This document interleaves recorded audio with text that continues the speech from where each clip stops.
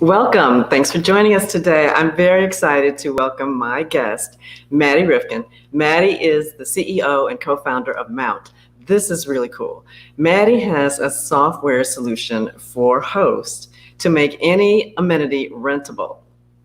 Right? Sounds good, right? Okay, I'm going to bring Maddy on so she can explain it and let us know exactly how all of us can work this into our current hosting strategies. So hang on.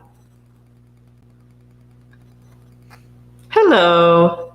Hi, Pam. Good to see you. How are you? Thanks for coming. I'm really excited because I love your concept. So start from the beginning and tell us all about Mount and tell us how you got started with it, because how did you get started? I mean, it's a great idea. And then we'll take it from there. Sounds great. Yes, I can give you the origin story. So I'm the founder of Mount. Used to be called Mount Locks for a very specific reason. Mount and myself did not start in the short-term rental space. I started this company as a 12-year-old, and it was in the bike lock space. Nice. Yes, very, very different, but I look at everything as learnings that got me to this point. So started as a bike lock company, ended up getting a patent for that when I was 15, and then started the company, which was called Mount Locks. Love it. Yeah, so it's been a fun journey. And we started as bike locks, went to scooter locks, worked with Bird and Lime, saw them become huge companies right before our eyes, and then found ourselves in the short-term rental Airbnb space. And it was simply because the people that were renting scooters were tourists. And I thought if I put the scooters at Airbnb properties, worked with the hosts, that the guests might respond better to having scooters there as opposed to just anywhere in the middle of the street. No, perfect. I saw you when you were doing the scooters, and that's when I first thought, wow, this is fantastic. I wonder if she's gonna, do short-term rentals. And then you did short-term rentals. I was like, nice. Totally. And yeah, here we are. And I think we've learned along the way just more and more product refining. So we went from just offering scooters at short-term rentals to then realizing it just could be anything that the guest wanted. And Mount didn't actually necessarily need to supply and manage and maintain the scooters, which allowed us to scale a lot faster. So we became just a software platform that ended up taking anything you as the property manager, owner, host had extra. And that could be kayaks, paddleboards, golf carts, pretty much anything that's big and hard to manage. Turn that into a rentable amenity because we learned that travelers aren't really expecting that to be included. And have now kind of really further evolved into not just gear you guys own, but we've hooked into all of the local vendors as well so that you can work with them to supply the bike rentals if you don't want to, and have just made it a lot easier to just honestly supply a better guest experience. Okay, fantastic. I love the story. How does it actually work, though? How do hosts get involved? How do they make it work for them? It's a good question. Right now, as it stands, Mount has a huge marketplace, and we like to say it's three-sided. So we work with all of the hosting community as one side. We work with all of the local vendors, the gear providers, people who are providing experiences. We have 40,000 of those people in the platform already. Wow. And then our third side of the marketplace, which just happens to be nomadic travelers. They love following our journey, trying to stay at places that use Mount. And we've been tapping into traveler communities to give us access to, over 500,000 travelers that are actively searching and looking for Mount. That's our big marketplace. No one knows we really do that because we don't publicize it anywhere. We're not trying to become another Viator or TripAdvisor. It's not what we're doing. We distill everything down into mini marketplaces. So this is where the host comes in. You work with Mount, and you get your own custom white labeled mini marketplace. So it has your brand on it. It has your voice as a local. And then you can pull different experiences from the big marketplace into yours. So it looks like you're the one offering them. You can also, in this mini marketplace, add on your own curated experiences. So if you want to host electric bikes at your property, you can do that as well. And this mini marketplace becomes your page. It's a web page that enables you to offer all these amazing experiences to your guests. It's where they book it. It's where they pay for it. And since you're in the Mount ecosystem, you get access to our insurance policy, damage waivers, these 40,000 vendors, and just kind of this amazing ecosystem we're building. Wow, that's really a great idea. So if I'm a host and I want to do bike rentals from my space, do I go to the vendor that's local, or do you already have someone that we would go through, or how does the real local part of it work? Yeah, so typically you would start working with us. So you would need to book a demo. That's how you can get access to the big marketplace and see what's available. Okay. If we are in your area already, chances are we are, you can just say you want bike rentals. We'll find you the vendor. They're already in the marketplace, and you just pull them in. And we've negotiated rates and contracts and stuff like that on your behalf. Wow. It's even easier than I thought. Very easy. But, there are people that are in very kind of rural areas or just places Mount isn't yet.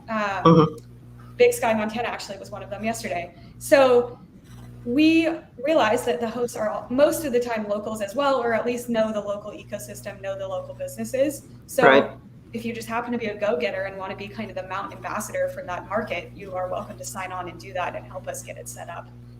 Okay. So we're able to work with you in a lot of different ways. Okay, so are you, what kind of offerings do you have for urban scenarios? Because I do a lot of work with urban hosts. Yeah, urban is probably, you would want to work with the local businesses and vendors so that you don't personally have to keep like 5 bikes in your 1-bedroom apartment. Right. But urban is interesting because it's typically tours around food are very popular. So like the local foodie tours, hidden gems. People will host those as locals for your guests, and they're really fun and entertaining. The other one, depending on the urban market, that's huge is like brewery tours. Those are just really popular among travelers right now. So we have a lot of those on the marketplace. And then it just depends on the urban setting. I mean, those are the top 2 for urban, but electric bikes comes in a close third just because people like hopping on those and having the tour around town. We don't really dabble in like the big experiences. Tourist traps are, just like a good example of that is like the Statue of Liberty in New York. Like we will not have a tour that takes you there. You got to do that one on your own. But if it's hyper localized, that'll be on ours. Oh, wow, that's great. So I love that it's not just a physical thing. It's the tours. That's huge. It was great when it was scooters, and it's really good now. So I really love the concept. What's so just generally speaking, what's the biggest or the favorite kind of thing? Is it the tours, or is it the bikes or something like that? It's a combination. I think what it comes down to is the guests that are coming to your property are most of the time, like I'd say 83% of the time, actively seeking experiences to go on and do. It's very dependent on the location, but as long as it's giving them like a memorable experience they otherwise wouldn't have, it definitely falls into the wheelhouse of what we're doing. So that could mean a tour, but a lot of the times they like renting the gear, like the paddle boards, the bikes, kayaks, especially if that's on your property. The convenience factor for them is insane. So we actually work with a property management company that has all their properties right near wineries. So they put bikes at their property with Mount so that the guests could rent them and then, bike to all the wineries, see them, interact with them, and have that great experience. Who wouldn't want to do that? That's so fantastic. If the bike is right there, absolutely you're going to do that. And so as the host, then when do you present these options? Is it, I don't know, how are people getting this information to their guests or potential guests? Oh, that's a good question. We like to say that everyone that works with Mount that has these mini marketplaces is essentially becoming a marketer. Because the big question we get asked from hosts is, how much money can I expect to make from this? Are people actually going to book stuff? What's the data? And it's really hard to answer that question because it's very dependent on how you market your marketplace. And we have some guidelines and some best practices, and some of them include putting your mini marketplace link in a digital guidebook. That's been super helpful in driving traffic to it. But our bottom line is the more you tell your guests that you've curated these amazing local experiences and really get the point across that you are a trusted resource, they are going to book. They just need to know it's available. Because I think a lot of people on this call and just in general might resonate with the fact that your guests are just peppering you with questions of, what should I be doing? Where should I be going? What are the best restaurants? Because, people want to get the recommendations from locals, and just in their minds, you are a local. Yeah. So we Yes. just give you a way to basically automate that process. It seems just prime for hosts to use in their marketing, their social media marketing, just everything. It seems like another kind of pillar for your social media content, just to have, your experiences, your offerings, whatever you're getting from Mount. That is a fantastic way to get in front of a potential audience of guests. I love it. I can't, it's fabulous. Even for the urban host who is doing the tours, you're not obviously showing yourself riding down your block on a bike necessarily, but you could, take some video, go to some of these places, go on the tour, and shoot it live on social media, or get some good footage and continue to post it. And I'm sure that you will attract guests with that, because that's really unusual. In this market, I'm in Chicago. There are a lot of tours, but if you don't know where to look for them, you're not going to find the good ones. So I love it.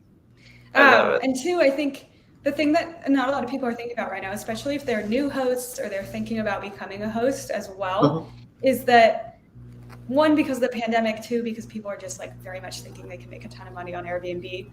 Most markets right now are oversaturated with properties that are rentable. And hosts and property managers are finding it very hard to differentiate. Like, next door could also be an Airbnb and it might look the exact same, offer a pool just like yours does. And the guest is, what sets you apart to attract more occupancy and more guests. And this is one of the perfect options for that, is like, hey, give them the full guest experience, not just a place to stay. Yeah, no, it's fantastic. And so how does it work? Do we sign up? Is there a subscription? How does that part work? Yeah, so we are technically a software company, so you do need to sign up, and then there will be a monthly subscription attached. Okay. It is dependent on what you want to pull into the mini marketplace, how many properties, and then how many markets you're in. So it's mostly custom quoted at this point. But that is how you start working with us, and we will gather all the information from you, populate the page, give you the unique URL, make sure you're happy with it, and then help you learn how to sell it to your guests, essentially. Nice. And we can brand it, the page, the shopping page? Yeah, so it has all these customizable areas you can put in your logo. The front page, or the front picture, is customizable. There's a main blurb that's your voice to explain and build trust with your guests as to why you're local. The only thing that the page will say is like, hey, it's powered by Mount. We're facilitating the bookings and stuff like that. Okay. And so when the guest is actually securing the tour or product, they are going through your portal? Is that what we're calling it? They're accessing? Yeah, actually, I've never done this on a podcast like this before, but I can show you the product if you want. I can share my screen. I would love to see the product. It will be a first ever, so this is kind of... It is a first. It's a first for me too. I'm not sure if this is going to work, but let's see. Yeah, let's see. Sorry, I know I just totally... No, let's see. No, this is good. Let's see. Can you see that? I'll bring it up. Look at that. Look at that. Let's go. So whoever's on this webinar and podcast, this is a first ever for Mount. I'm giving a live product demo. There you go. This is what we call a mini marketplace. So as you can see, it's definitely white labeled to this specific property and area, and this happens to be in San Diego. And then we have two categories. So we have the enhance your stay category. These are add-ons to the specific property that you would manage. So if you wanted to put e-bikes directly on the property, that type of stuff.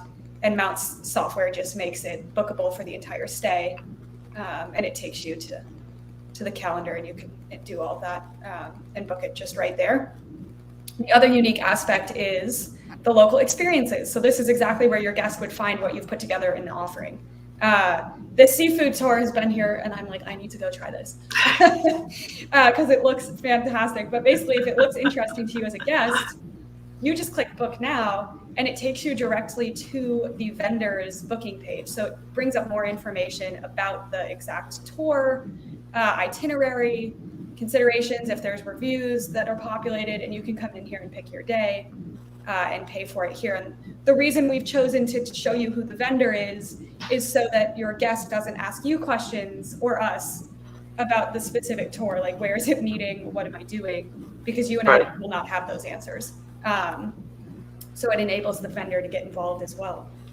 But all seamless in one page, so it seems to work pretty well. Wow, that is fantastic. And then guest hosts are paid at the end of the month, or how's that Typically work? at the end of the month, so we can reconcile, with the tour operators and then also the gear that you're renting, any refunds or cancellations, all that stuff. So yeah, you have a dashboard you'll eventually be able to see where it's like, hey, here's how many bookings you're getting, conversion rates, all that great stuff. Not live yet, but that is coming as well. Okay, and what is the insurance situation? You want to talk about that a little bit? Yeah, absolutely. That's the one, not the one, but it is one of the biggest ones that sets Mount apart from everyone else out there, is that if you want to make your gear rentable, so that could be electric bikes, kayaks, paddleboards, most likely one of the reasons stopping you at this moment in time is the insurance aspect. Your property insurance doesn't really cover it if you want to put a price on it. And then also just insurance policies for that type of gear are just incredibly expensive. Right. So Mount has curated a policy custom to us that basically covers injury liability when those things are being rented out. We're the owner of the policy, and by working with us, you become additionally insured. Okay.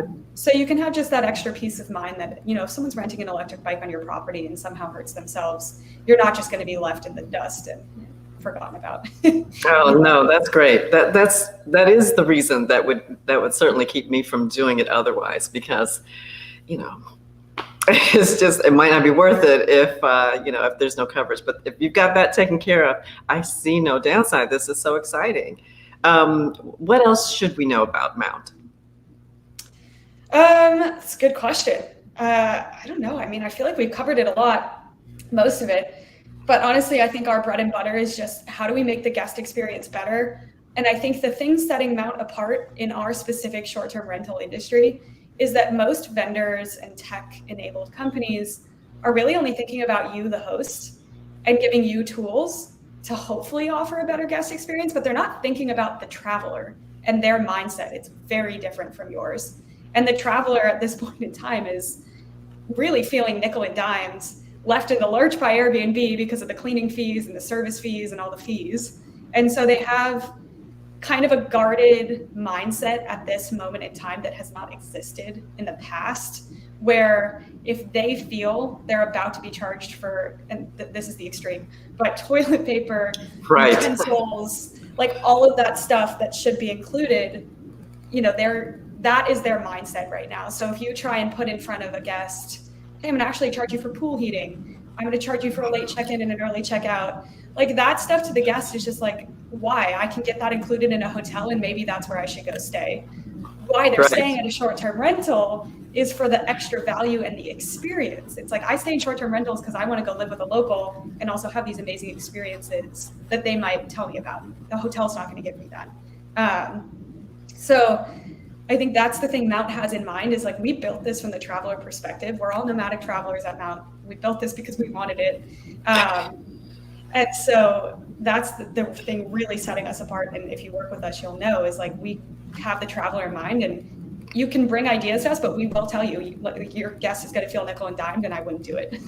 Okay. So what kinds of things are in that category? I mean, the most recent one actually is the pool heating, because we've had some hosts ask about that.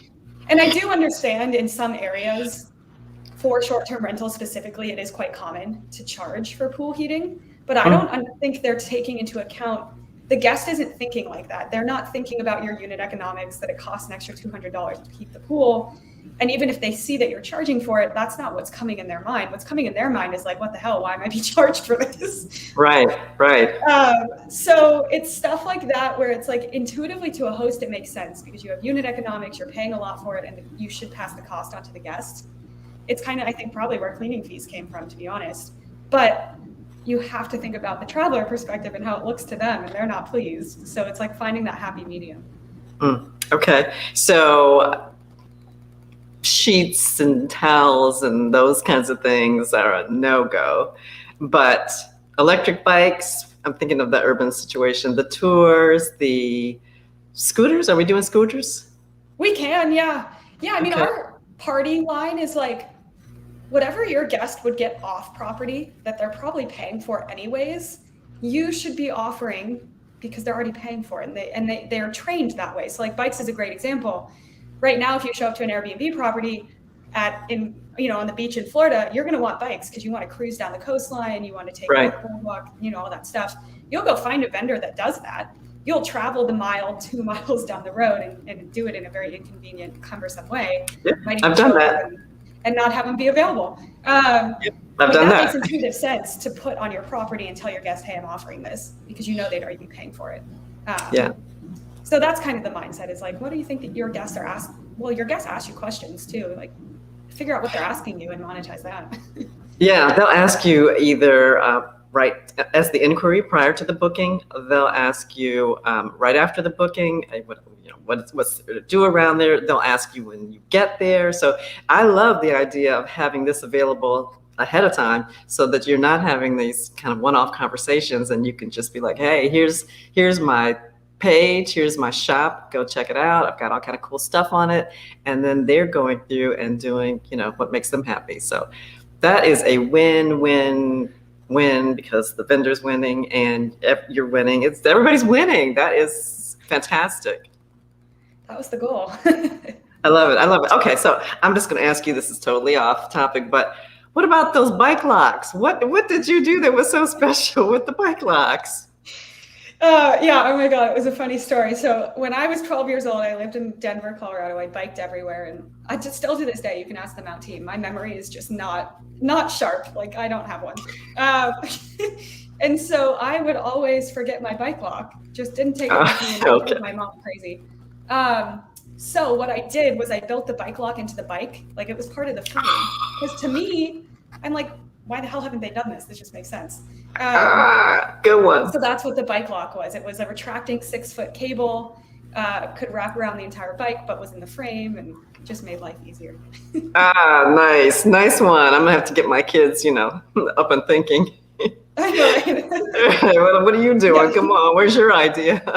Props I love it. To my middle school, though, because they had the invention competition program that enabled me to build it and win the patent. They funded it, actually. So. Oh, fantastic. Yeah. There you go. Props to them. All right, Maddie, I love your idea. I love watching your company morph and grow. And so I'm really happy that you would join us today. How can people, if they want to get started, when they want to get started with Mount, what do they do? Where do they go? Yeah, so head to our website, rentmount.com, and there is a book a demo button, and that is the way everyone gets started with us. So book a demo will walk you through the product that you saw today. You'll get your list of experiences we already have, figure out how to work with us, and that's how to get started. So you can get in touch with us. There's a few team members you could chat with in the demo, and it's a good way to do this. Okay. Is there like a lead time? If we have guests coming, X date, we should hurry up and get on with you so much ahead of time? Yeah, we have a ton of demand right now. We had some viral TikToks, which just pushed a ton of people our way, which is great. So there is a bit of a backlog right now. If you get through the demo process, you're like, I want to move forward. It's, a week, 2 weeks, maybe 3, depending on how much demand we have at the moment to get that page fully live. So yeah, if you want to move quickly, get yourself in the process. Get going. Yeah. Okay. I'm glad I asked. Good stuff. Okay. Thanks, Maddie. I appreciate it. It's been great talking to you. I hope you come back again and show us more stuff, because I know you're going to take it someplace else, and I would love to know where you're going with everything. So congratulations, and thank you again. Yeah, absolutely. Thank you. Sure. Bye-bye.